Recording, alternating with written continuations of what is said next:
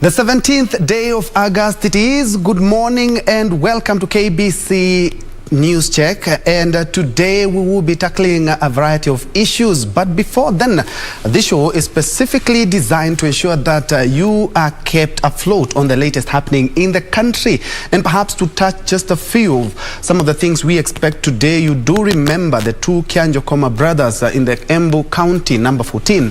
The police officers who are held in connection to that murder are expected in court today. That is after the Director of Public Prosecutions, Nudin Haji, approved prosecution for the officer. So that is something that we will be keeping our eyes peeled. And of course, you do know that the political drumbeats are slowly but surely gaining pace and sound.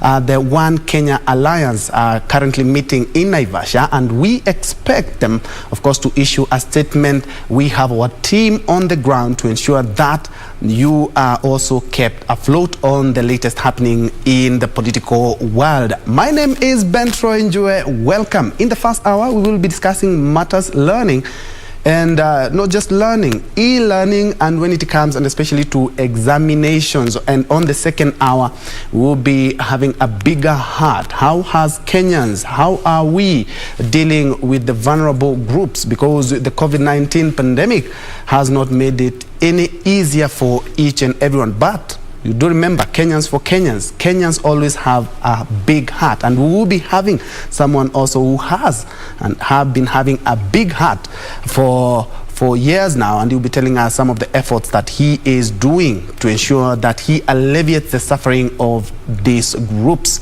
That is basically what we'll be tackling today, and of course what will be happening in the country. We'll be making sure that you are in the know. So welcome. So education is one of the key pillars in any economy or any country, but the COVID-19 pandemic did not spare that as well.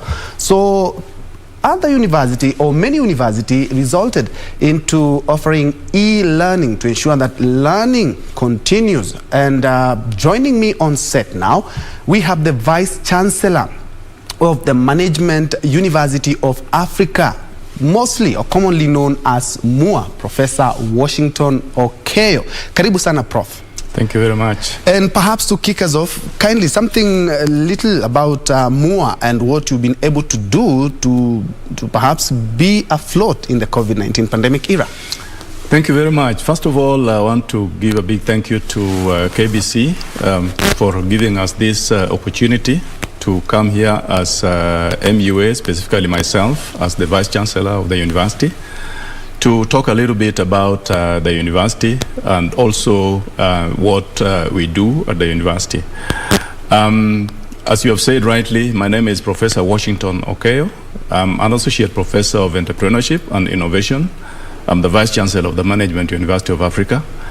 Management University of Africa came into being over 11 years ago and has been focusing in the areas of leadership and management, and also innovation and entrepreneurship for those many years. Management University of Africa was started by the Kenya Institute of Management, a well-known membership organization in this country. The famous KIM. The famous KIM, exactly, also known as KIM. Yeah, and it's still there and has quite a number of presence in literally all the towns. KIM has got a number of presence in all the towns in this country, ranging from Nairobi, of course, Mombasa, Kisumu, and several others. And apart from membership, KIM also offers training and academic education up to diploma level in various fields, including the fields of management, leadership, marketing, and other areas. So KIM is basically the sponsor of our university, the Management University of Africa. Now, in terms of academic programs, the Management University of Africa, we have programs at various levels. We have programs at certificate level, at diploma level, at degree level, that is undergraduate, at master's level, and also at PhD level. Our PhD programs, we have PhD in management and leadership. We also have PhD in business administration. At master's level, we have master's programs in areas like management and leadership, also BCom, sorry, not BCom, but business administration and development studies. And similarly, we have undergraduate programs in the three areas, that is management and leadership, Bachelor of Commerce, and also Bachelor of Arts in Development Studies. So the university has two campuses. We have our main campus, which we recently developed in Kajiado County, in a place called Kisaju. And we also have a sister campus here in Nairobi, in South Sea. Now, the university admits all students from all levels, but we categorize them into two. We have the government-sponsored students who are placed into our university by the government of Kenya. And this is important. The government of Kenya, through the agency that is charged with the responsibility of placing students to universities, that is KUCCPS, or famously known as KUPS, today has released from 6:30 in the morning the placements, the student placements, and how they have been placed into various universities. So I want to urge the students who have been placed in various universities, particularly in our university, the Management University of Africa, to watch out. We are going to reach out to you students so that we can tell you where we are and how to get to us, so that come September, when you're supposed to be joining the university, then we shall have all the information. So that is the first category of our students. Then the second category is the self-sponsored students. These are students who pay their own fees, and either through their guardians, through themselves, or through the parents. So those are the categories of students that we have. In terms of learning modes, the university has, and we are going to discuss a little bit about how the specific areas that we teach our students through, but we have a number of learning modes. We have the face-to-face mode. Of course, since the COVID-19 eased a little bit, and the Ministry of Education and the government opened up the learning back to face-to-face. We are back to that. But in addition, we also have the online distance and e-learning mode, which we call ODEL, which is also very famous with our students. And ODEL system is where students learn away from the campuses, but they are in direct touch with the university through the lecturers and other facilitators who facilitate them through learning. We also have the online learning, where students are taught through online means like Zoom, like Microsoft Teams, and other means. So the university basically is well prepared and has got all the facilities that the students require to be able to gain the knowledge that they would wish to gain in any area or in any field. Indeed. Thank you for that comprehensive start. And it's a good thing you've talked about the enrollment beginning today in the morning, right? So what extent has the COVID-19 pandemic affected your institution, and especially when it comes to student enrollment that we're talking about, and of course on placement of programs? Thank you very much, Njue, for that question. Now, the COVID-19, when it struck last year in March, it struck in a very unexpected way. Of course, it is an external force. It didn't warn anybody that it was coming. And as a result of that, the government took the necessary steps to contain the spread at that time. One of the steps that the government took was to close all the universities and stop learning, at least for some time. Now, this found when our university and other universities in general were in the middle of instructing the students and preparing them for the examinations of that semester. So we had to move very fast as a university. Although it affected the learning process, Our movement to restore the situation back to normalcy or close to normalcy was in the area of looking at alternative means of how we could continue educating and teaching our students. And this meant that we had to be very innovative. We had to look for online systems, through which we could teach our students.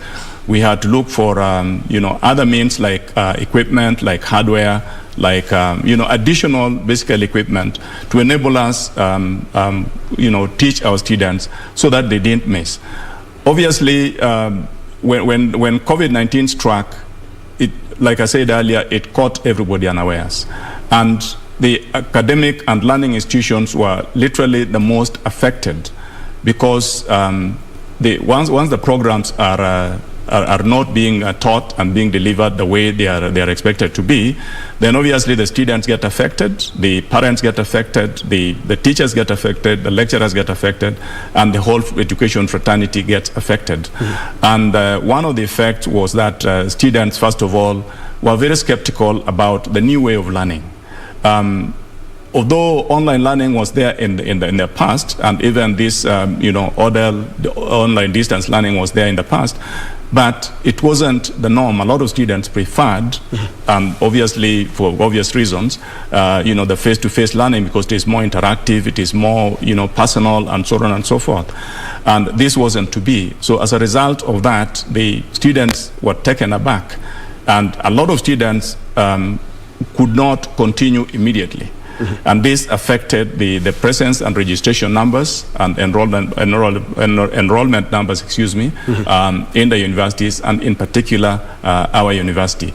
However, the situation kind of moved to a little bit of normalcy as people began to realize that COVID-19 wasn't going to go away any sooner. Yeah, that it was going to stay. So the students who had not postponed their registration started coming back the semester after the COVID-19, particularly in the third semester of last year. So they started coming back. And since that time, we have seen an increase in student enrollment. Numbers have gone up, almost back to normalcy. Quite a number of students are still used to face-to-face, and a number of them are coming to the university physically. However, there are some of them who now prefer, instead of coming to the university physically, and of course the advantages of online learning, they prefer to do the online learning instead of coming to the university physically. And still on the same, yes. While you're at it, we've seen some universities, case in point, Nairobi University has scaled down some of operations to ensure that they conform because of the COVID-19 pandemic. Have you also resorted to the same? Yeah, thank you very much for the question. The situation in MUA, our university, is slightly different. In fact, when people ask me that question, and I've been asked that question before, my response is the University of Nairobi, those bigger universities, are actually now following the model that our university has been using all along. How is that? Our model has been based on a very lean sort of structure, almost flat structure. We have what is recommended by the Commission, and by the way, all the universities in Kenya are regulated by the Commission for University Education. So in terms of staffing ratios, in terms of academic offices, in terms of programs, all these are accredited and approved by the Commission for University Education. But then you can scale them down to as lean as possible, as long as you don't compromise on the standards of delivering the academic programs. So we've had a very lean system which we have operated on. And this is what the University of Nairobi is now adopting. For example, the number of vice chancellors, not vice chancellors, but the deputy vice chancellors. University of Nairobi, I think, had about 4 or so. We have 1, that is vice chancellor in charge of academics and student affairs.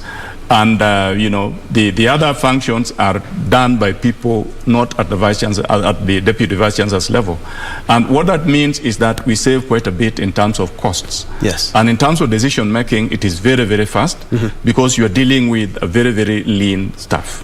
And still on the same, I do remember University of Nairobi students had staged a protest because of hiked fees. Have you hiked your fees at MUA?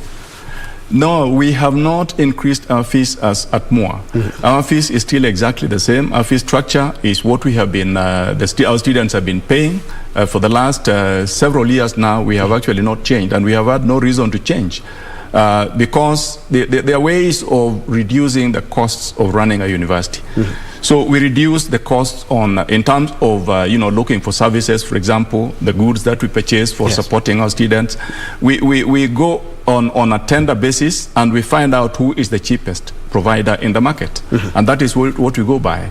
So, and that means that we save a lot in terms of costs, since we only go for the cheapest, and but then the most the most effective. Yeah. E-learning and of course when it comes to examining is the same thing, but we do know that when examinations are conducted face-to-face, a lot of people tend to believe there is a lot of integrity in those examinations. But now we are talking about electronic examinations. How do you, or what measures have you put in place to ensure that there is still integrity and trust in the examination process? Yes, the examination process is a long process, and when we talk about examinations, a lot of people seem to think about the final exams that the students do when they sit in 3-hour exam or 2-hour exam, and then that is what people look at it as. But the examination process starts way earlier in terms of when we are preparing the students. There is the soft part where we talk to the students about exam integrity. So that is very, very key. So whether examination is being done online or is being done through face-to-face, the students must be taught to realize that integrity is a problem. In academics, we call it, sometimes we call it plagiarism, depending on what level that you are talking about, exam theft. And we teach our students that if you plagiarize, for example, somebody else's work, or you produce somebody else's work under the guise that it is your work, that is what we call plagiarism, then there is a cost to it. The certificate that you'll get at the end of the day, if it is a degree certificate, if it is a diploma certificate, can be withdrawn if it is actually found that you compromised the examination process. So that is the training that we take our staff, our students through. But in terms of now the process of examining students, what do? We ensure that the questions that we set for examination, first of all, are questions which are which can be answered even if you had a book on that same topic. You cannot get an answer from that book directly. Really? Yes. How do we do this? We do this by making sure that the questions that we have are not necessarily recall questions. They are what we call recall questions, where you can ask students to recall what he was taught. Yes. And that is very easy. Like we do in KCP and KCSE. Exactly. Yes. Yes. Those are recall questions. At university level, the way we test, and this, of course, advances by the level of degree from bachelor's to master's to PhD. Yes. We set questions which are more or less application, more or less creation, more or less, we call it on the right-hand side of the Bloom's taxonomy. Bloom's taxonomy is a system which basically guides on how to set examination questions or how to examine a student.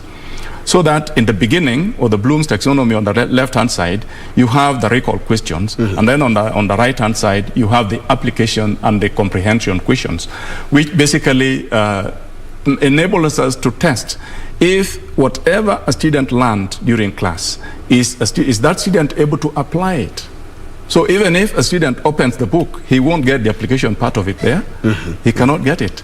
So that starts there. And then in addition, we have trained our lecturers, to be able to set questions in a manner which will enable the students to think rather than to recall what he had been taught. Because I tell you what, that is the problem that we face right now in this part of the world. There is this technology that is coming in called artificial intelligence, or AI. Yes. AI, and I was discussing with some people the other day over the weekend that AI is a very good, method that is coming out, to save, humanity, because it is going to simulate how a human being thinks, and then the robot created out of that is able to now do things the human way, and therefore the human being is just going to sit back and watch things being done for him. But who is going to benefit from that? Of course, not us in this part of the world. We are not going to benefit immediately because we are not going to create the artificial intelligence machines. Those are going to be created out there, and then they are going to be brought here. Yeah. So in terms of us, it will be a question of we are using the artificial intelligence machines rather than creating them. So what we are trying to do is we are trying to take our students to the next level, to be able to think so that they can create these machines or help in the process of creating these machines. And the thinking process starts right from the teaching, and then it goes to the examination. So that you examine somebody, you examine the student on how well is he able to apply the knowledge that he has learned during class. Then that is the second one. Number three, we also have the online systems themselves for examination. Okay, the online systems for examination are programmed such that they are able to create an environment to monitor the way a student is behaving at the time when the student is taking the exams.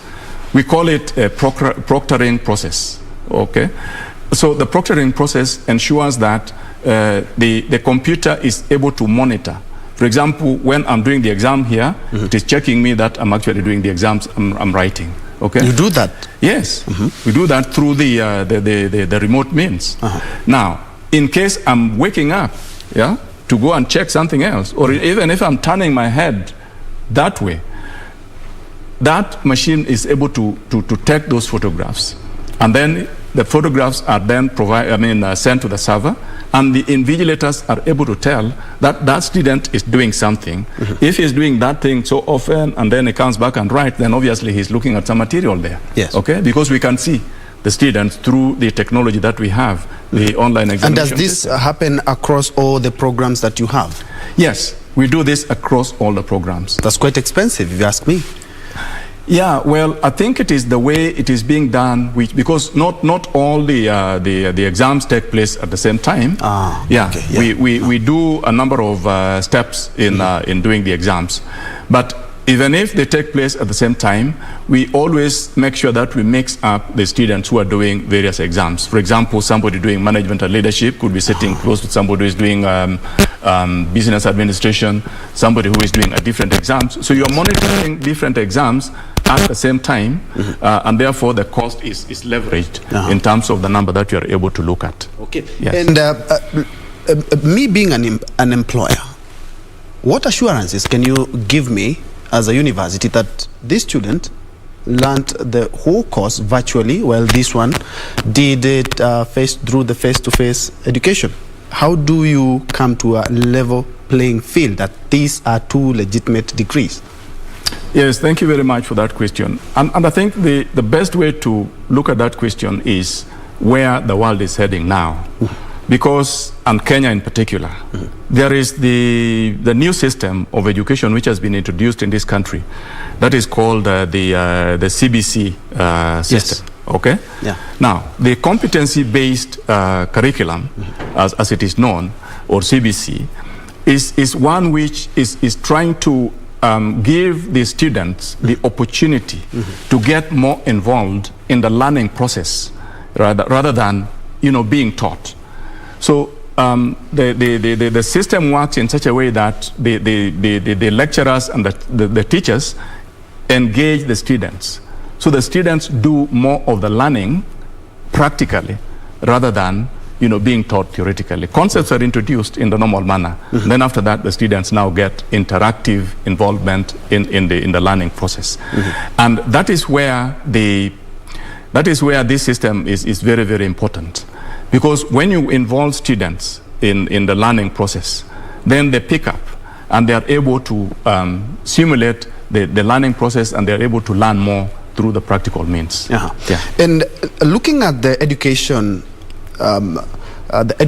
system in Kenya and in many African countries and perhaps the world, looking at the play groups when the kid is around 3, 4, 5 years, to the primary school, the high school, we have socialization, we have play groups, we also have groups discussions.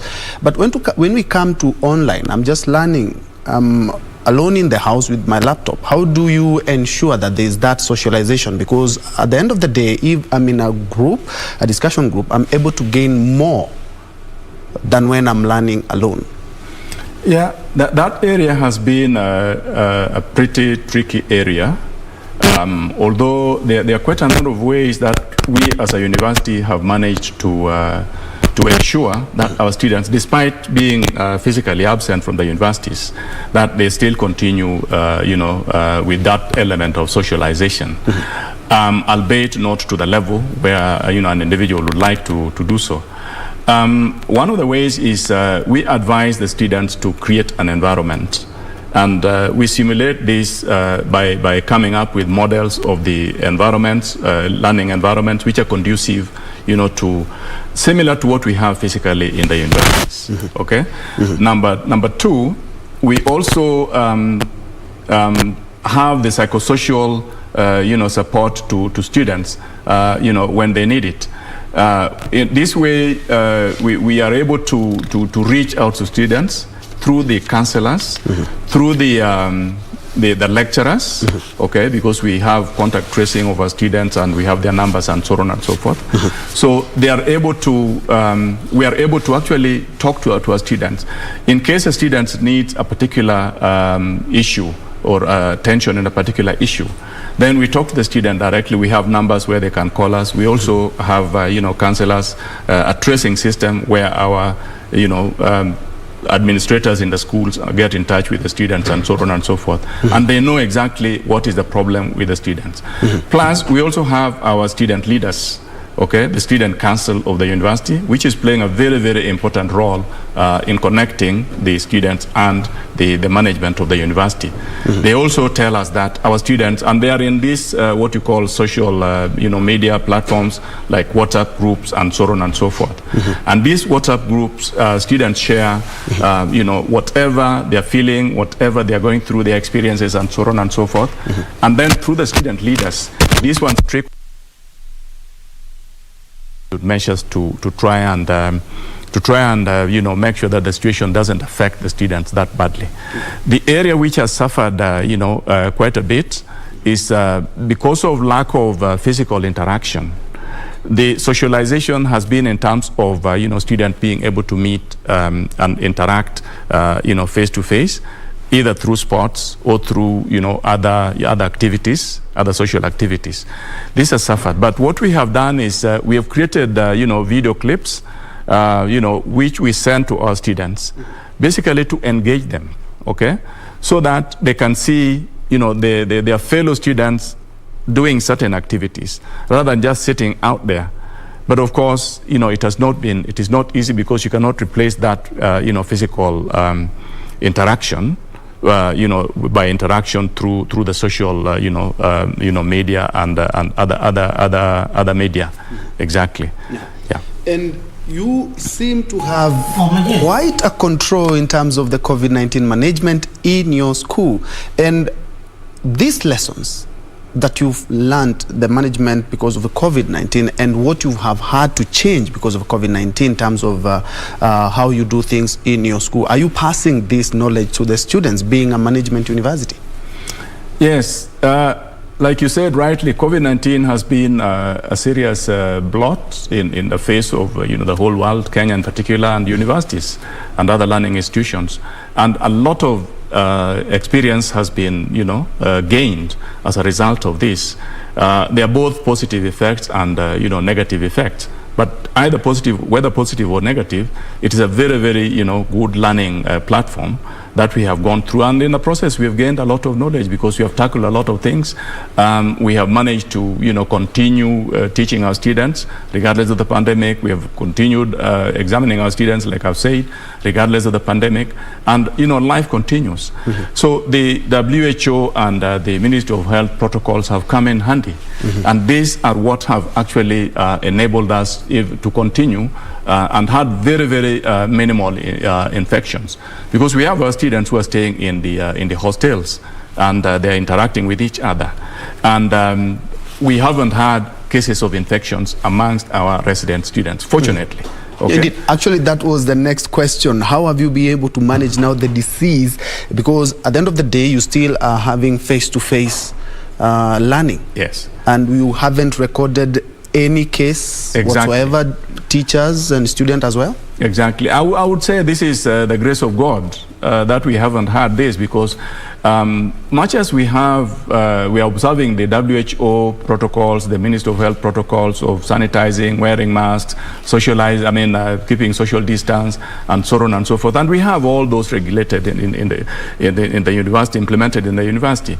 But, sometimes I walk around the university and I find there are students who are not, wearing the masks. And I tell them, just through, interaction and, teaching, we educate them. We tell them it is for your own good and also for the good of others, that you need to be wearing these masks, that you need to keep the social distancing and the WHO protocols and so on and so forth. But importantly, we have done that in a very, very formal way. First of all, we have created regulations and rules that stop anybody who is not donning a mask, who is not wearing a mask, from entering the university. And we keep checking this at every strategic point within the university to ensure that people are observing the WHO protocols. We have also put on hand washing places in the university at strategic points, at the entrance, and various places within our two campuses, both here in Nairobi and in Kisaju or in Kajiado. And we ensure that water is available. We ensure that soap is available. We ensure that we have sanitizing facilities which are also placed in strategic points at the entrance to the classrooms, entrance to the auditorium, on all those public places, and so on and so forth. And the classrooms are clearly marked. Where the chair is supposed to be, where you're not supposed to sit. So that social distancing concept is being practiced practically in our university. But now, in terms of passing that knowledge, to our students and even for the future generation, we are involved in research activities. For example, the impact of COVID-19 in the education, in the country, and so on and so forth. What are the lessons learned? What are the the effects, and so on and so forth. So we are doing a lot of research in the area of COVID-19 in relation to other variables. For example, leadership in terms, what can the leadership do? For example, what should the leadership in a situation where this kind of situation manifests in a different way in the future? What should the leadership do so that they prepare themselves? So we do what I would refer to as scenario planning, by looking at taking different scenarios and doing some simulations and coming up with questions and answers as to if it manifests in this particular way, then these are the answers, these are what should be done, and so on and so forth. And then we end up publishing this. Before publishing, though, we disseminate them, and in conferences, we have had conferences. For example, last year, I think in October or so, we had an international conference which was held in conjunction with some of our partners in Japan, and we had over 500 people attend the conference. This was a virtual conference, of course, and it was a very, very important conference that was attended by people from all over the world. We had people from the US, we have people from the UK, people from Japan, as I've said, Africa, and all countries. Australia was represented. So through those kind of media, we end up disseminating the knowledge that we have gathered and researched on, and the findings, so that we can also help our students learn, and not just our students, but the world at large. So are you also you've mentioned some countries and perhaps partners. What are some of the partners that you are working with, and especially when it comes to exam management, to ensure that, or are you borrowing from other models from other countries to ensure that, of course, there's a lot of integrity when it comes to examinations? Yes. We have partnerships across the globe. Like I mentioned, we have very strong partnerships in Japan. A number of Japan universities. We have Queen University in Japan. You have also some of their programs as well? Yes. We have some of their programs. We also have, expertise in terms of lecturers. And we have exchange programs, with our partners. I want to mention specifically Japan because it has been very, very strong. We have exchange programs where our students visit those Japanese universities and learn what is going on in their own specific disciplines, but in Japan. And then we also have Japanese students come to visit Kenya and our university, and they learn. And we also have the lecturers who teach in those Japanese universities also come to teach here in our university, and also sort of partner with us in the area of research and so on and so forth. So in terms of teaching and examination, we have very, very strong partnerships worldwide. And even in terms of the examination system that we use, we have borrowed quite a bit from what is happening in the outside world. Because the outside world, Japan, the US, and the UK, they have had these systems going on for a very long time. For us, it only came to fore mainly when we were struck by this COVID-19 surprise. But we had to go out there. But for us, it was fortunate that we already had this strong partnership, and therefore there was no lull in between the time of the COVID-19 striking and us implementing the new systems. And you also mentioned something, although in passing, the CBC. We haven't gotten to the university. We've just started it a couple of years ago, and it has been met with both praise and criticism in equal measure. What do you think of it, and do you think the universities are ready to welcome it? Because we haven't gotten to the university level when it comes to CBC. Yes, two things. I want to say at the onset that CBC is a very good system, and because, like I said earlier, it's going to be a game changer in this country. In this country, we have been the students have been learning they have been learning what I would call the recall sort of process, where they acquire knowledge, but then they have been very, very weak in terms of applying that knowledge. And that is where CBC is coming in to bridge that gap. Because in CBC, like I said earlier, the students are going to be directly involved in the learning process. And so that the student becomes part of the learning process, part of the teaching, rather than sitting on the other side of the blackboard.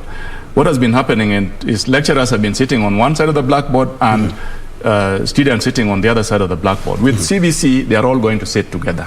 And the students are going to be fully engaged, so that when it comes to doing the practical aspect of whatever it is that they're learning, and that is, they'll be fully engaged in that particular area. Now, the government has come up with, specific areas where, there are going to be changes in the curriculum at the onset. Okay, and I think agriculture is one of them, creative arts is another, and there are several other areas that have been documented. So in terms of preparedness of the universities and whether the universities will accept this or not, I want to say that the universities, as I said earlier, are regulated by the Commission for University Education, the government through the Commission for University Education, and the role of the Commission is to accredit university programs.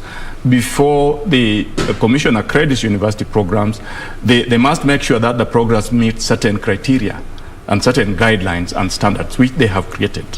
And so among the guidelines and standards that are going to,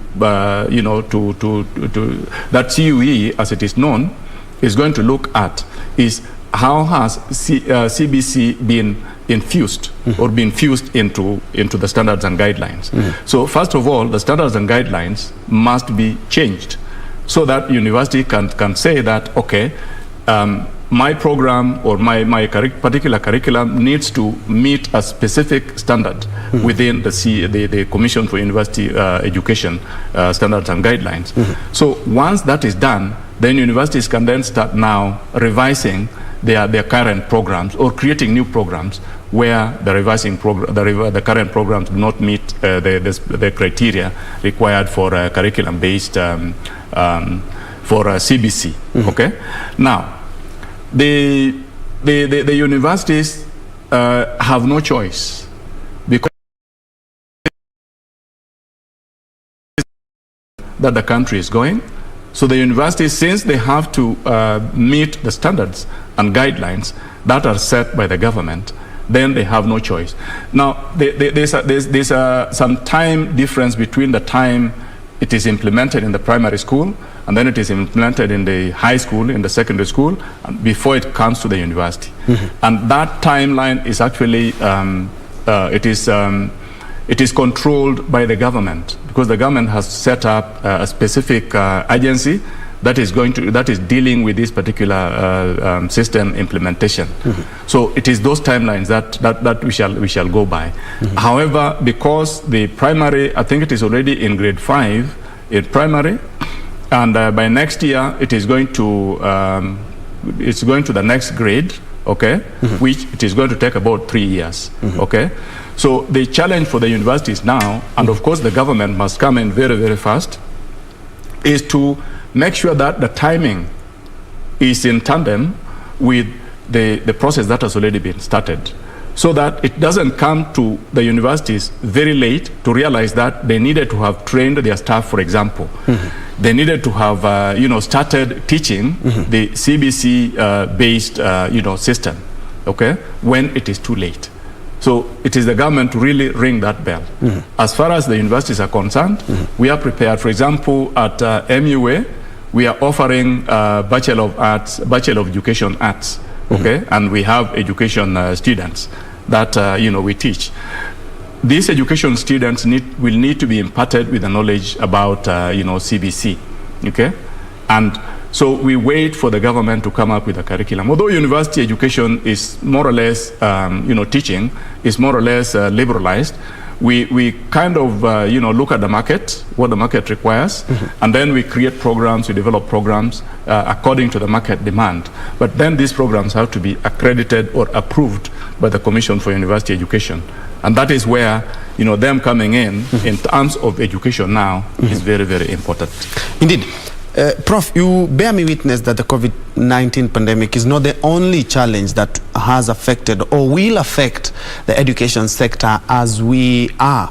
So as we continue to manage it, what are some of the interventions perhaps that can be picked by government and other stakeholders to ensure that we continue learning and ensuring that there is integrity in the education process despite the challenges, including the COVID-19 pandemic? Thank you very much for the question. I think it's a very broad question indeed, and there are many, many things that come into mind.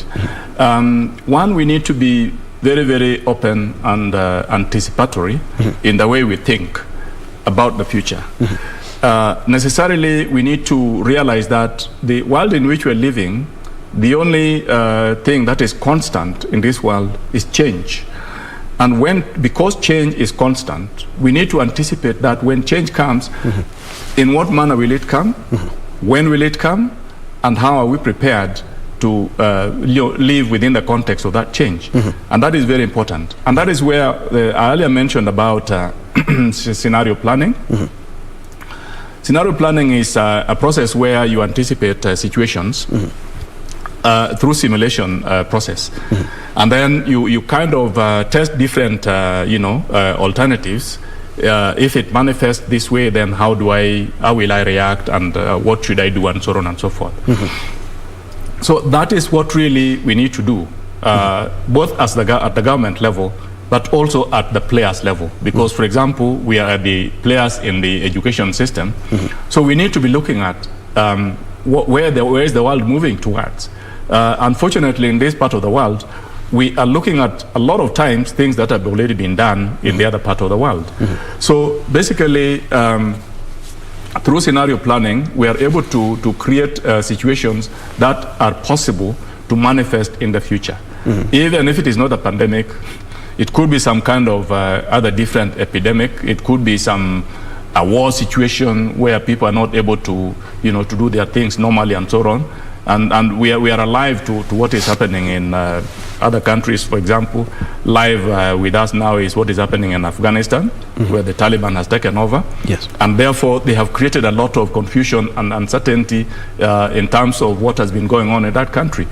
I'm not in any way suggesting that that should happen in our country. Yes. But we need to be prepared for the eventuality, because we need to be assured that we are going to live our life the way we have planned to live it. And therefore, planning becomes very important. Anticipating different situations, coming up with alternatives of how we can, address those different situations, and then basically documenting and keep on retesting and testing. Like I said, change is the only thing that is constant, and therefore we need to be prepared, to manage that change when it happens. Indeed, and away from the lessons, let's go back to infrastructure at MUMA.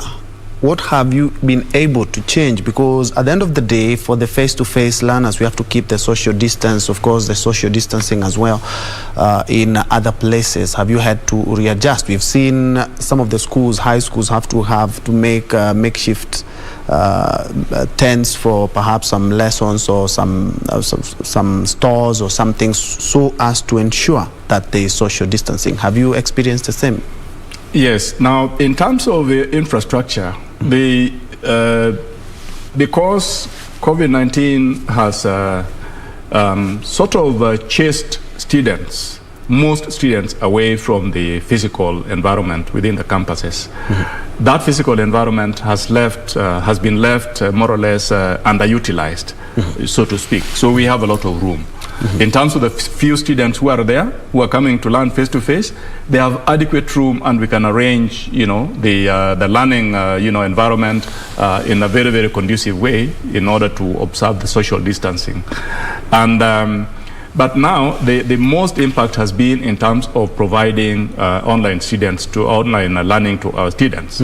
And this has caused us to have additional infrastructure in terms of computers, hardware, in terms of also software, also in terms of additional computer servers, because as we now teach our students through online learning, the shift now goes towards reliability and availability in technology. And this means that what we had before COVID-19 struck could not be enough. So we've had to invest in additional laptops, additional desktops, additional servers, additional internet infrastructure, network cabling, and also adding a little bit more bundles, to our system. And how has that not narrowed down to the fees? Because you earlier alluded to the fact that you haven't increased any fees as well. Yes, like I said earlier on, we've had to do a lot of cost cutting. And one of the advantages of student learning outside is that now the services that we normally provided for the students or in the physical environment are no longer being provided. Some of them, not all of them. Yes. And we have saved in that specific area. And then number two, we have also negotiated packages with service providers. For example, when I talk about laptops, when I talk about desktops and servers, we have negotiated volume purchase through volume purchase agreements with our service providers, like technology providers like Computer for Schools Kenya, who are giving us and our students, incidentally, and our students laptops at very, very subsidized rates, way much lower than market rates. So in that process, we are actually we have actually bought this hardware. We have installed the software. We have created a conducive learning environment for our students, cost which is way cheaper than the market cost would be, and therefore we do not need to increase our student fees. Yeah. Of course, you've done quite something to ensure that at least the e-learning continues and continues well. Final remarks as we wind up. Yes, thank you very much. The e-learning is first of all, let me say that the e-learning is the way to go. And it is happening in all parts of the world. And, Kenya and our university specifically should not be the ones to be left behind. And we want to encourage, students to take up online learning systems. The Commission for University Education, the regulator that, accredits, universities and programs, already has implemented the standards for e-learning. Okay, and this means that e-learning has now become an official mode of learning in the country and in the universities. So I want to ask the students and anybody who is interested in doing any course to embrace the e-learning process because in a different way, it is actually way cheaper. When students visit the campuses physically, there's quite a bit to spend in terms of accommodation, in terms of transport, in terms of time spent in traffic jams and so on when they are commuting back and forth from the offices, from their homes, to the university. So e-learning is a very, very effective way and importantly, very cost-effective way of learning. And also in terms of the future. We are going where the learning is going to be it's already student-centered, okay, as we speak, but it is going to be more enhanced with the introduction of the CBC system, competency-based, curriculum-based system. So as that takes effect, it is essential that students themselves get more absorbed and more involved in the learning process themselves rather than waiting to be taught and then going down to do research after they have been taught. And this is where e-learning has taken us. Unfortunately, e-learning comes up with the requirements of, in terms of technology. It requires that a student has, a laptop or an Android phone or say equivalent, which can be able to access, the learning software and also, display and so on and so forth. It also requires internet. Fortunately for our university and most universities, they've actually negotiated with the service providers, internet service providers, which provide students with affordable bundles way below market rates, as long as it is being used for education purposes. Yes. So that is already happening, and we are very thankful to the service providers for that kind gesture. I would encourage them to continue. And there's the other side, which is the hardware itself, which I said earlier, we have already negotiated, particularly for our students, with the computer hardware providers like laptops and so on and so forth, to be able to give our students, and we give our students on a sort of a loaned basis, okay? We guarantee our students, so they are supplied in the name of the universities, then the students get them, and then they pay them, slowly. They don't have to put a bill up front. So there are so many disadvantages of e-learning as opposed to the physical, learning. So the future is in e-learning. I would encourage people to embrace e-learning, the students, the parents alike, and everybody else who is interested in education, because that is where the future is going, and we stand to get more advantages and benefits through e-learning compared to the face-to-face learning. Thank you so much. I couldn't have put it much better. Professor Washington Okeyo, who is the Vice Chancellor of the Management University of Africa, and we were looking at e-learning and to be more specific when it comes to offering of examination and ensuring there is integrity in those examinations. E-learning is the way to go. We have to embrace it, and especially now that we have COVID-19 pandemic and we do not even know how or what other challenges may come in future. Well, thank you, Professor, for that. And of course, we are continuing with News Check on the next hour. In the next couple of minutes, we will be looking at creating hope for the disadvantaged or the vulnerable groups in the country. What is the situation? And especially now that we have COVID-19, one thing I know is that Kenyans have a big heart. And my next guest has a bigger heart. Keep it KBC. We'll be right back.